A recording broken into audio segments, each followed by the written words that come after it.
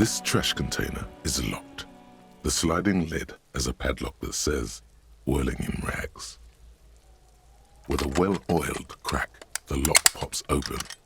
It should now be possible to simply raise the lid. Don't. Maybe you shouldn't. There is, but you won't like it. Sweat forms on your brow. Your hand is still on the lid. The smell of rotten food rises to greet you. You see soggy cartons, dirty rags, and organic waste. We're just in time. This hasn't been emptied for over a week. You see milk and egg rest with one broken egg in it. Some pasta wrapper. Picking up the soggy packages somehow feels familiar. You've done this before. The movements are recorded in your elbows, the methodology in your fingers. You're used to this. No, searching for evidence in the trash. A box falls into pieces in your hands. Batiste Soleil cereal. There are plastic pasta packages below, and turbo noodles. Nothing of note, however. Among the threadbare kitchen towels, something catches your eye. A pair of denim trousers. As the legs of the slime-covered jeans begin to unspool from the garbage, a rank corpse smell fills the air. The victim's clothes? Cadaverine odor is faint. If these belong to the deceased, they were removed when he was still in the early stages of decay. Drop them in here, officer.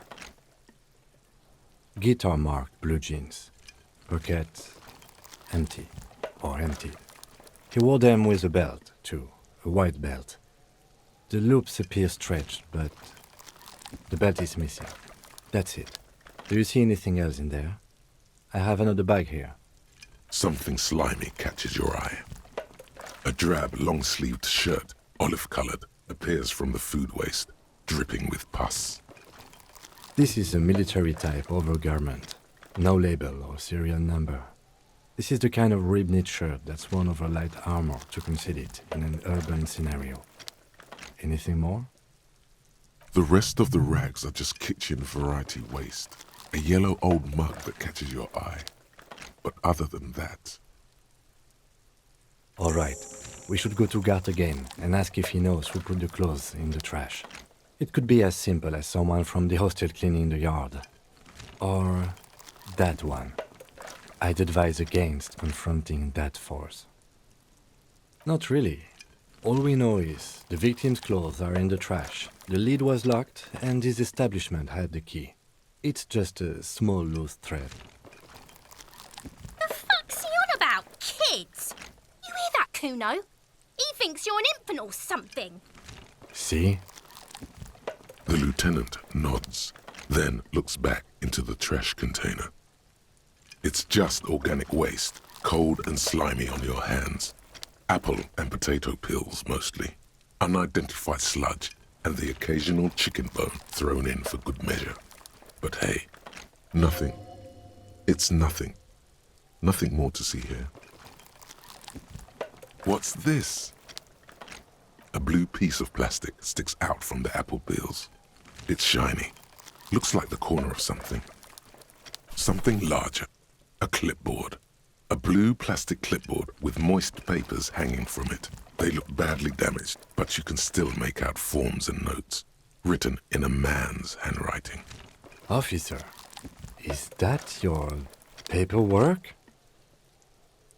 It is. Look, the plastic has the RCM street grid on it. You've even got an autopsy form in there. If you don't mind my asking, how could you have let your paperwork end up in the trash? Well... His eyes express a rare condolence. Then he picks it up. Lucky we found it.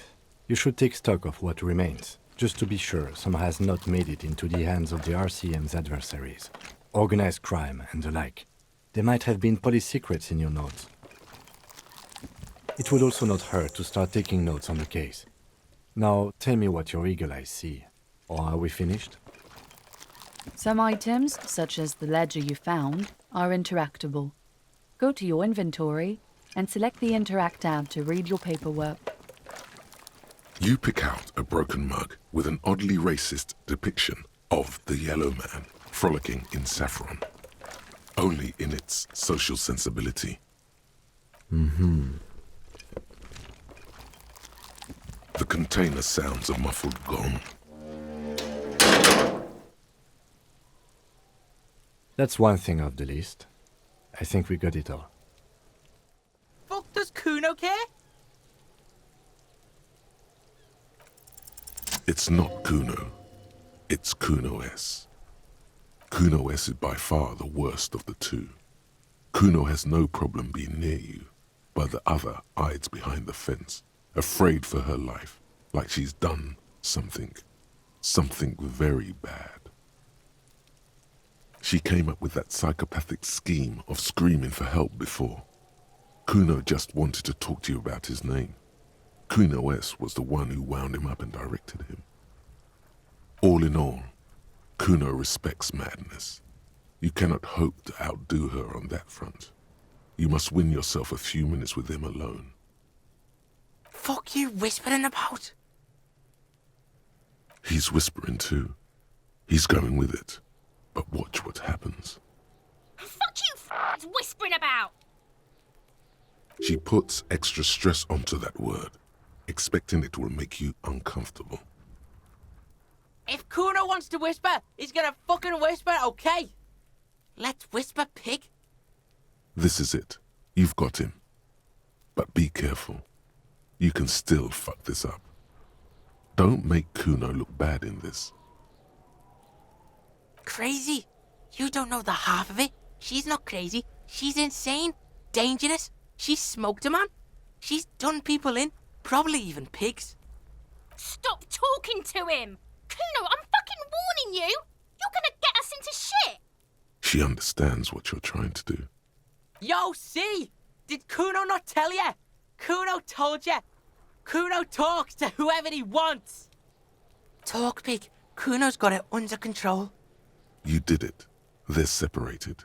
He's even turned his back to her so she can't read his lips. Yeah, she would have liked to fuck him up, but she didn't. Kuno wasn't around, and C was with Kuno.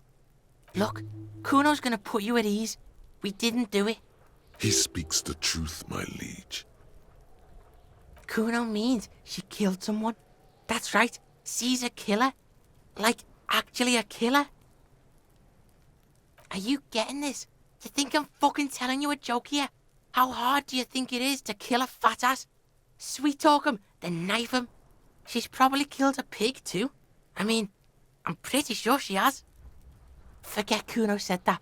Kuno was just shitting. Kuno was just running his mouth. Kuno's stupid like that. A cop would be too large for her to overpower, but a determined child of her size can still kill the vulnerable, the elderly, the homeless, or other children. The creature peers at you both from over the fence. There is something searching in her eyes. Kuno falls silent. He does not look at you when he replies. Kuno, that's it. That's what Kuno is starting to think, yeah? Yeah, she's psycho. None of that kiddie psycho, cat burning shit. She does the real deal. Yeah. Snuff radio shit. Believe me, pig, you don't want to know. And he doesn't even want to think about it. This isn't just another boast. Fuck knows. She says it's the song of her people or some shit. Crazy people. The fucking Nakis. I don't know. Sounds boreal, like something from the tundra and tiger-covered cutler, Isola. Far, far away from here, as far as possible, really. You mean evil little red-haired people like her? Yes, they do. The Suruese have that ginger gene. Suroese? Like that man from Helmdall shit? She could be. She could be that Helmdall shit. Revelshot does have a small Suruese community, Or she climbed into a yakberry crate and was shipped over accidentally. Fuck no, she's not me sister. She's just a stray who got in, like a mad dog or some shit. Yeah, she was just there. What was that, Kuno? She was in the hallway, dripping wet, by the fucking shoe rack, in the dark. Kuno's got no fucking idea. Her hair was all wet. I think she pissed on the floor too. She was there for 3 days, in the corner, every time Kuno went out. I dunno. Someone left the door open. Kuno comes home and she's sleeping under the desk, under a pile of clothes, like a dog. Kuno's dad doesn't give a shit. Doesn't even see her there, or thinks it's fucking Kuno. Shit's all on Kuno. Kuno, Kuno-S, two of a kind. 'Cause she fucking looks like Kuno. No one knows her name. Kuno told you, this shit was Psycho Killer. How's Kuno dealing? Kuno's dealing just fine. He doesn't need you fucking with any of it. C doesn't either. Kuno's got this shit under control. Listen, listen. C is Kuno's go-to. Kuno's protecting her. You fuck with C, you fuck with Kuno. You threaten her, you threaten to take her away. This is what it all comes down to. He needs you to take him seriously now. I'm going to kill you. I'll run when you put the cuffs on her, sneak up on you later, and fuck you up. You understand? Alright, now we can do business. Yeah? What do you want? Kuno can hook you up with... Oh, don't hook him up with shit, Kuno. See? Relax. He respects the Kuno. Kuno made him respect the Kuno. You respect the Kuno, you get all kinds of shit. Kuno's gonna get you hooked on illegal narcotics if you run a little errand for the Kuno. Get you hooked, pig. Get his hook in you. Then Kuno gonna get you hooking for more. Cash in big style. Pig hooker. That's right. Kuno's a candy store for pigs now. Get ready to be rewarded. Yeah? The kingdom of Kuno. The fuck do you want with it? Yeah, Kuno doesn't know shit about that. That shit is beneath Kuno. Listen, listen. Kuno doesn't care about this small-time shit. Just listen. Kuno saw what you did there, dumpster diving. Sad shit. Kuno could hook you up with some sweet rags. Shit like Kuno's wearing. Your size, good price. 500 real. Pig, these are found modulars. Liquid fit, performance crotch, urban survival shit. Made in Mirova by scientists. Pants scientists. Believe it, you need this shit. These could drastically improve your chances of survival in the urban wilderness. Coach Physical Instrument endorses these pants. They are tartan ready. They will also make you into an idiot. Look, Kuno ain't seen shit lying around. Except for that you took away. Now you want performance gear or not, Grandpa? The lieutenant remains silent, but his expression couldn't say, "I told you so," any louder. Alright, Piggo. Shit's rolling. Don't do business with the pig, Kuno. He's gonna steal all your money, Kuno. As you can see, Kuno and C don't trust you. Can't do business without trust. There's more to his distrust than being a pig. He feels threatened by something obscure in you. What that is, however, remains a puzzle for now. The fuck? A mug in the trash? Is this about the fucking clothes again?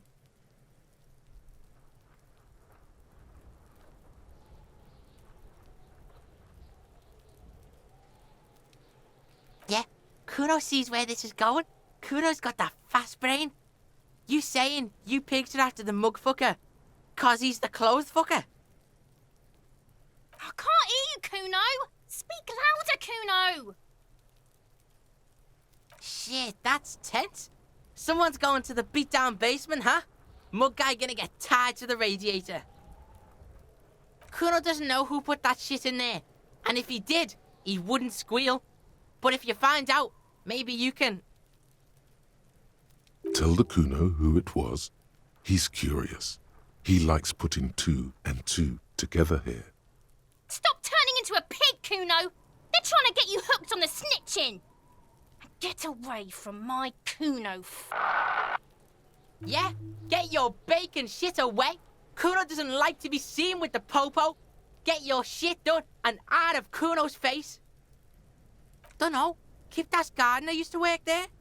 Kipt is a pejorative term used to describe people of South Seminese or Areopagite descent. It used to be a common first name among the Areopagites of Ilmara. Not so much anymore. The fuck does this have to do with the Kuno? Kuno doesn't give a shit who she is. Yeah, whatever. Kuno doesn't give a shit. Yeah, did you fucking there? Oh, that? Kuno decapitates pigs.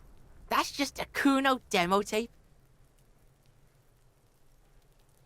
Yeah, Kuno plays on snuff radio, fucks pigs, live, fucks their heads off. Kuno's a cop killer. That's where Kuno gets his daily hit of electric. Kuno Shazam. Kuno rides the fucking lightning in their pig. Bet you'd like to ride the lightning too, wouldn't you? You feel tired and old, but you could have that sparkle in your eyes. It's a vitamin pig. Don't you know anything? You could use some. Yeah, it's the mag. You fucking need that shit to stay on top of your game. Kuno goes through like a tube a day, rips mag like a motherfucker, and you could use a battle. Oh, don't teach him, Kuno! He's gonna use it against you, Kuno! You're not getting this, pig. It completely takes away the hangover. It's like you didn't do anything. Like you stayed home playing with your choo-choo. Fuck you, pig! Don't do mag! You're gonna OD and you're gonna fucking die! Good call, Pigmeister. Don't come and talk to Kuno about his kingdom. Here, pig. We're fun now. Performance buddies. Kuno can already see you soaring through the air like a fucking eagle. Pig's in Kuno's debt now. Money debt. Money debt doesn't mean anything. He's just saying words. You're not in his debt. Kuno doesn't fucking care. It's the ledger you found in the trash. A pitiful cabbage of white and yellow papers hanging from plastic board, barely held together by a metal clip. This sad display is made complete by the faint smell of urinal cleaner. There's a piece of toilet paper, or is it cleaning tissue? No, it's toilet paper, desperately sticking to the back of the blue plastic clipboard. It's a metaphor for you. Below the pathetics, terror. Do not look into its blue heart. It's just toilet paper sticking to the back of the plastic clipboard. You can take it off if you want. Still wet, the toilet paper peels off the plastic easily. All you have to do is shake it off with your finger and voila! The ledger now looks marginally better. An aluminium block runs the width of the board, biting down on the paperwork. Its crocodile teeth are the only thing keeping the papers together. A regular pencil, the tip worn down to nothing, has been attached to the clip. The surface is interrupted by a silvery sticker. It's rectangular, sparkling with iridescence. You don't know how you didn't notice it before. It is similar to the RCM watermark on your blazer the lieutenant mentioned. Didn't he say something about the headlights of his motor carriage? That you can read these there? What? Yes, halogen watermark used for adding information to RCM property. It depends. Aside from an anti-counterfeiting stamp, mine has my station number and address. The information varies by date of issue. Maybe yours will have how many cases you've solved. How many years you've been on the force, he's thinking. It'll have that. Any capable light with the right wavelength will do. Yes, RCM vehicles have headlights tuned especially to reveal halogen watermarks. This means you can read the watermarks if you just turn the lights on. Okay, While a bunch of sodden papers sag from the clipboard in your hand, it's a sorry sight. They're not exactly white. They're yellowed in patches by sunlight and alcohol and covered in dense blue handwriting. Ink escapes into watercolor patterns, reaching its tendrils across entire pages. The paper itself is checkered with faint red lines forming short paragraphs. Once in a while, there's a red stamp that exclaims, "Case files commit to paper." The case files themselves are plenty. You count more than 100 sodden, crumpled up, earmarked pages falling apart in your hands.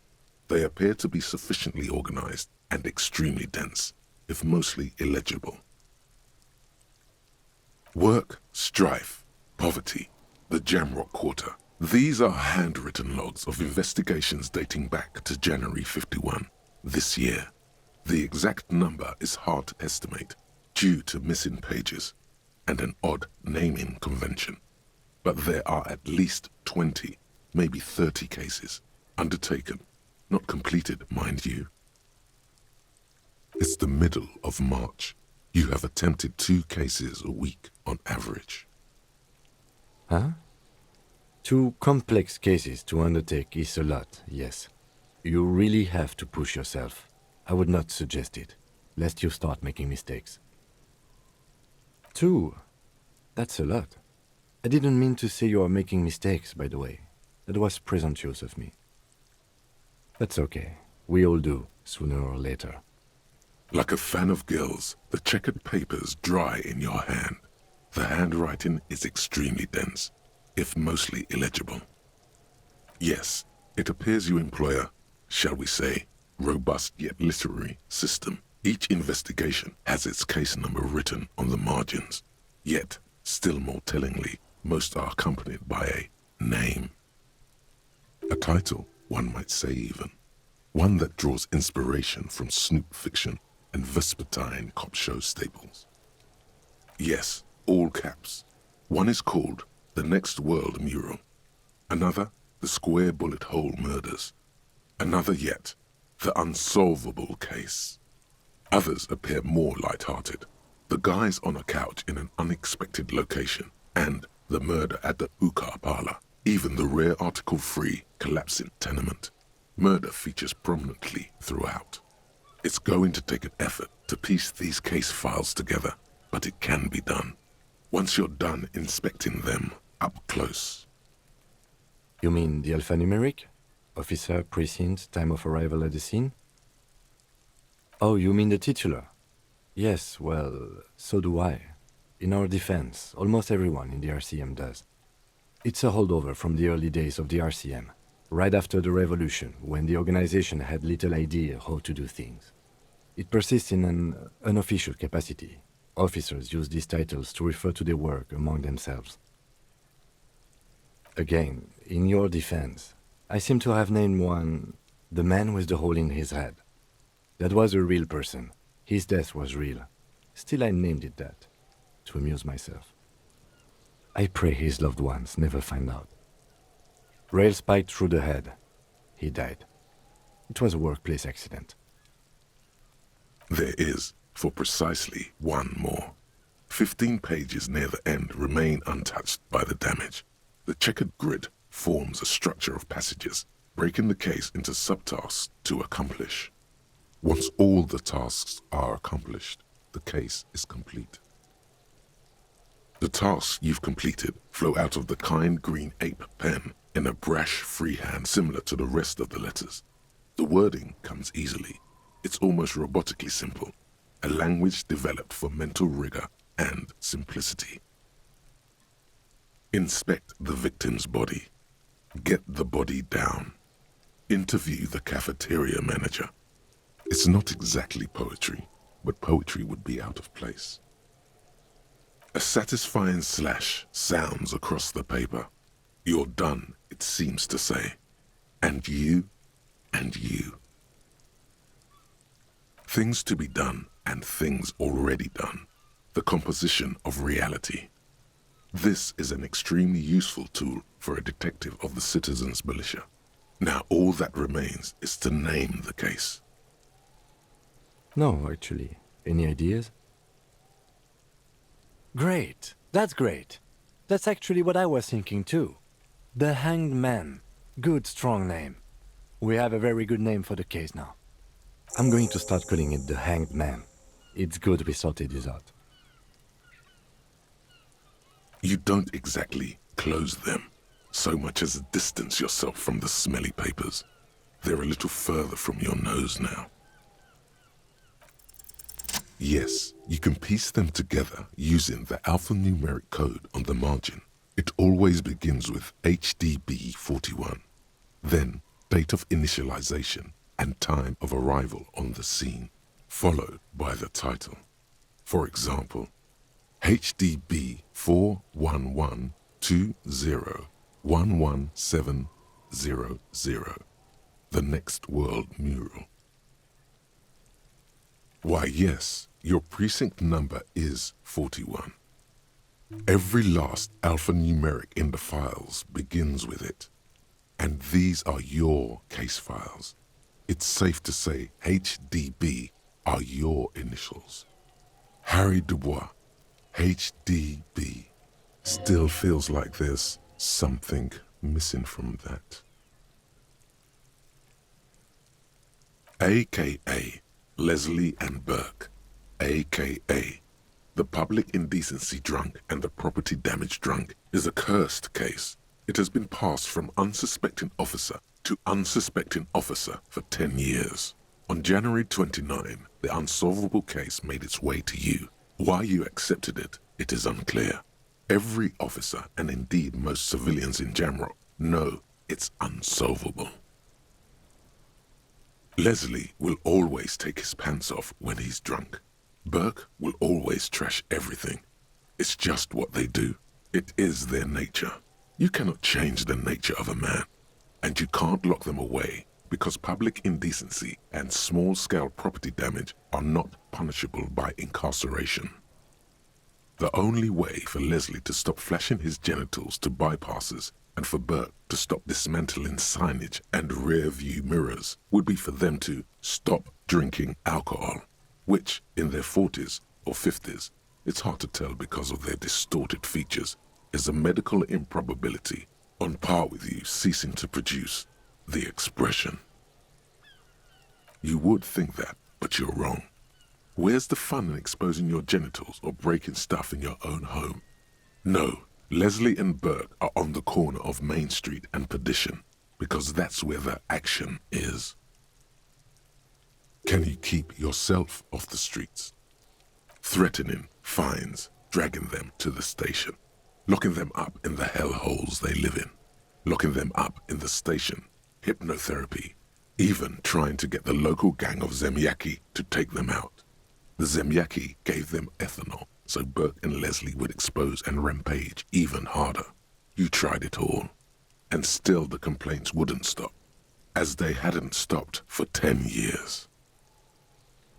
It's plain to see from the files that you, Satellite Officer JV, and Special Consultant TH had more important cases to attend to. You uncover cross-reference to several ongoing investigations, each brought to a standstill every time you drive down Main Street, because there they are, on the corner of Perdition. And what is Leslie doing? No, that's Burke. Leslie's shtick is flashing his genitals, remember? How will you ever solve the unsolvable case if you can't even get that straight? Well, turns out it's pretty simple. The case becomes considerably less comic one day when Burke takes a swing at your ledger. He must have it confused with the property he likes to damage, but the joke's on him. The officer is also drunk. Way more drunk than Burke there. And let's be fair, you also have party eyes. You slam the hardened plastic board in his face, then proceed to beat him unconscious with it. In the process, the ledger sustains damage. The compartment within, reserved for permeable documents, is jammed shut. You stop your assault on the now unconscious Burke to open it. but are unable to do so. The officer began to cry, reports Leslie, who, at this point, is tending to Burke. He came at us, and at us. I think he was trying to kill Burko. While trying to kill Burko, you slowly come around. The permeables compartment is open. You've smashed it open on poor Burko's kneecaps. The good news is, Burke can't walk anymore. Can't get out of his apartment, an invalid. With Burke to tend to, Leslie cuts back on the indecent exposure. Maybe he flashes his genitals to Burke. Who knows? But both drunks are off the street. The complaints stop. The unsolvable case is solved. Which is also why the officer responsible narrowly escapes a disciplinary hearing. The end. Do you want to read another one? This one is relatively easy to reconstruct. Overnight on 1202, a graffito, nay, a mural, appears on an 8-story tenement overlooking central Jamrock. The building is a sparsely inhabited ghost tower, part of a failed real estate development called Grand Couronne. Cause of failure, rent too high. The mural is enormous. 2 silhouettes, a man and a woman, are kissing. The text cut into their form reads, "True love is possible only in the next world. For new people, it is too late for us. Wreak havoc on the middle class." People call it that thing and that fucking thing. It's visible for miles. In 2 days, the station's complaints desk gets clogged with requests to remove the bummer. You and your partner are assigned to the case. The graffito crew is easy to track down. Only the belles-lettres have the literage of industrial paint to cover the surface. One of the graffito artists is rumored to be rich. They take responsibility for the execution, but not the design. The ideologue of the Next World mural, as the crew calls it, remains an unknown. The case files do not show you finding the author of the design. The crew agrees to clean up after themselves. However, your partner, JV, is against the removal, citing public support for conservation. This leads to a debate in Precinct 41, which then spreads to the streets of Jamrock, ending in a rare plebiscite organized by you and the rest of Row 3. The 9,000 people subjected to the mural's message, all of Lakeside, Central Jamrock, and Villalobos, plus half of the eminent domain, participate in the vote.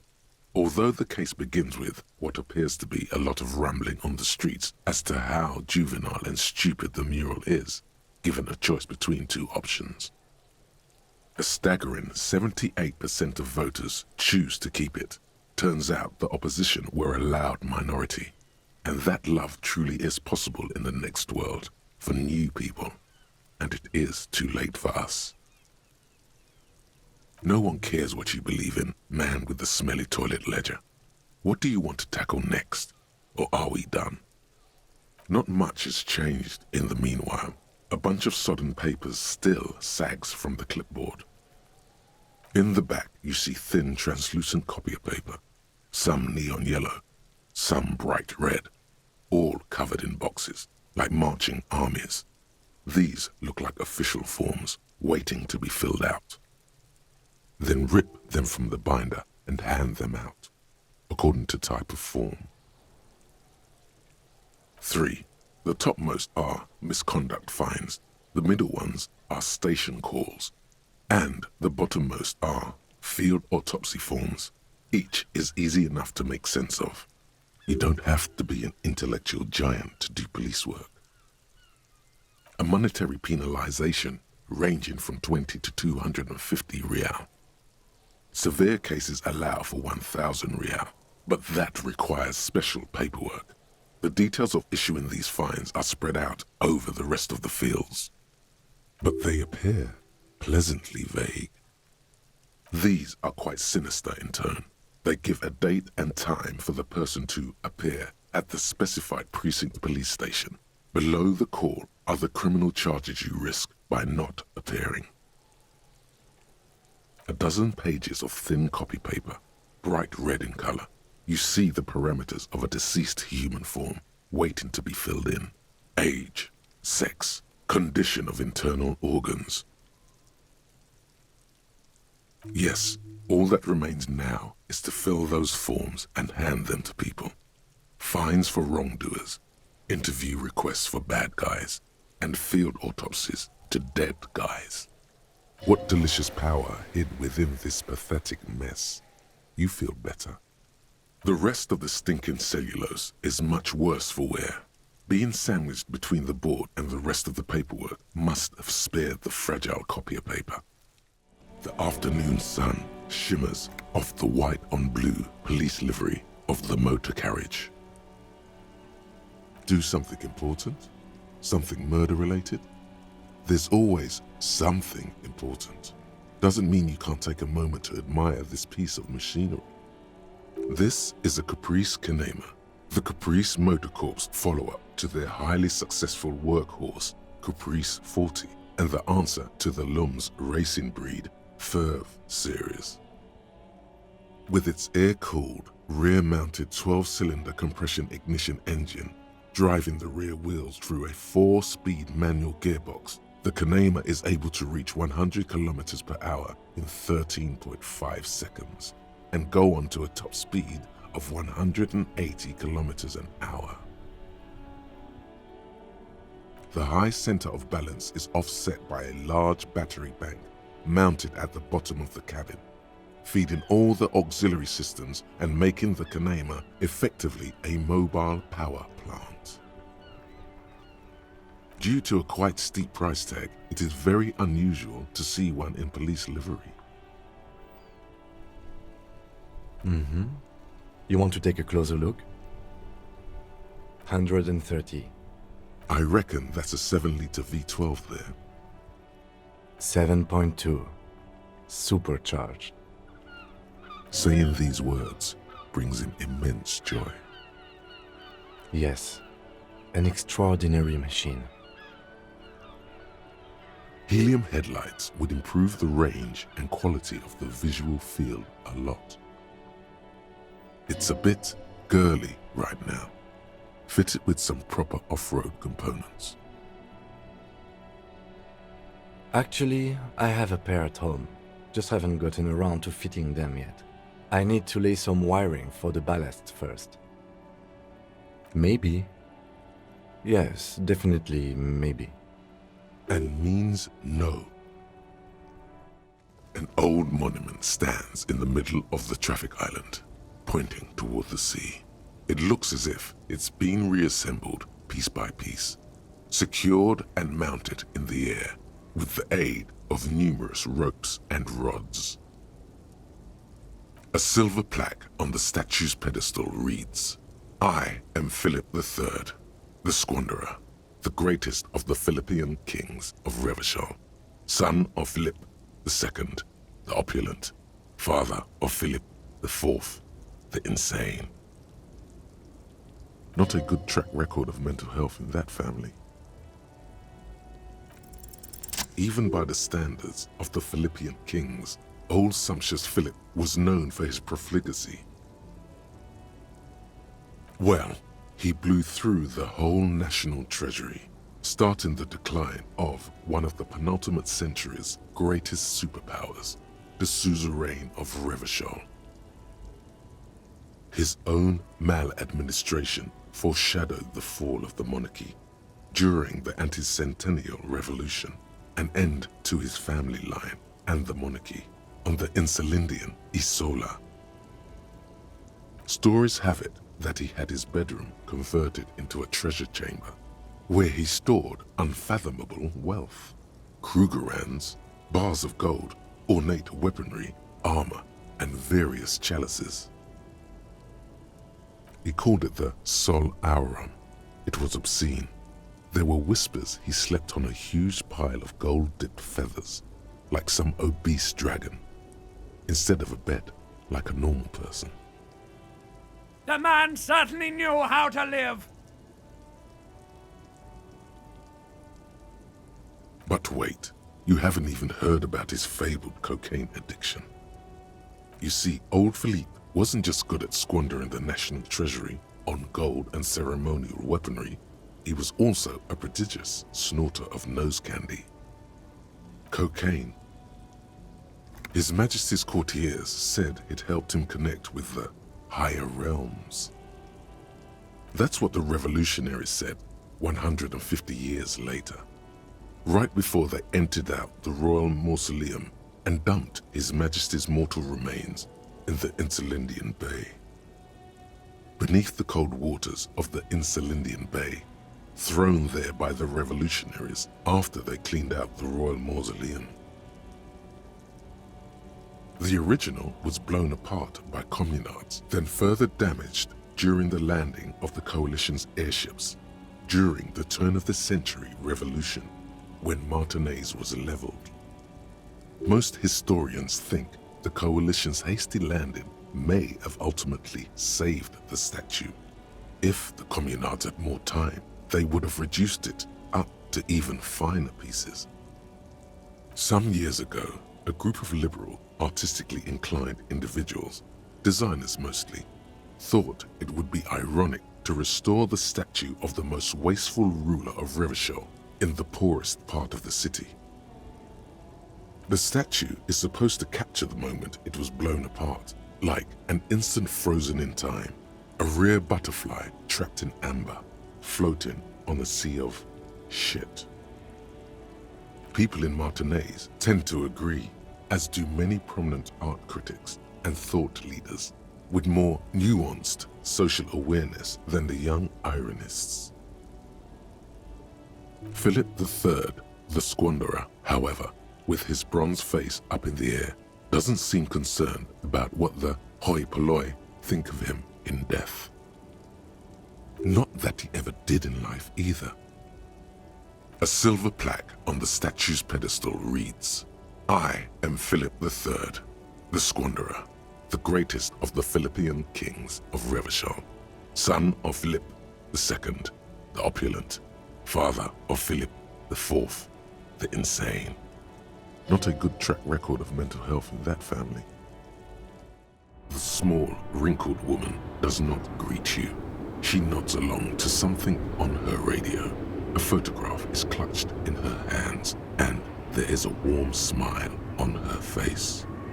The photo, an ambrotype from the turn of the century, as golden as her smile. It's the warmth of a winter night's fire. Maybe she could give you comfort and shelter, some cigarettes and food money. Maybe she's your... No response. Wherever this woman is, your words fail to reach her. Nothing. Her smile just keeps widening. Her hair is gray like lead. Wait. She's just a distracted old woman. Better to leave her alone. Why? I just told you why. A lorry stuck in the traffic jam.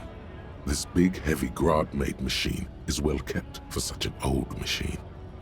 The windows are clear. They've been recently washed. You can see a lorryman's cabin with personal belongings, stickers, insignia. The driver has adorned his space with a substantial collection of peculiar paraphernalia. Proclamations about honor, strength, and purity are glued to various panels. The back end of the cabin has a small perch to sleep, large ashtrays. There are several suns and wheels sewn into the curtains. Racist nationalist paraphernalia. Not unusual in this part of town. This is our guy. Likely, yes. This guy's proud of who he is. Drapes it all over his machine. G'day to you, officers. A burly man hangs out by the waterlock, carving up a generous serving of salami with an old hunter's knife. His eyes are fixed on a man stranded on the other side of the waterlock and on an enormous billboard that has fallen down into the canal between them. My friend Barry the Butcher is stuck on the other side of the waterlock. I'm keeping him company and eating his salami. From the corner of your eye, you see a man in a yellow shirt and grey overalls waving at you from across the canal. He seems disappointed about the wreckage on the waterlock and the salami. Very good stuff. Anything I can do for you, officer? I wasn't here to witness it, but those look like tire tracks on that sign. Weird, huh? Then again, plenty of daredevil drivers in Rivershoal. The words daredevil driver sound ominous to you. Too bad it also takes a year and a day to repair anything around here, especially a waterlock. The rest of the coast is closed off till then. This is the waterlock on the Martinez Canal. It has to be the same waterlock Lena mentioned, the one her husband crossed on his expedition. I haven't seen any cryptologists around here, but sure, if they're on the other side, they're stuck. Like my friend Barry. We should probably go tell Lena. Take a load off her mind. Well, there's the fishing village, an abandoned fish market, a bizarro church. Not much use to the congregation, though. There always seems to be something wrong with it. Yeah, not really much else. Just bombed out ruins. Sure thing. Want some too, officer? Why not? This Post Lavatorie mail collection box has been heavily vandalized with graffito. A closer inspection reveals 2 bullet holes in the front.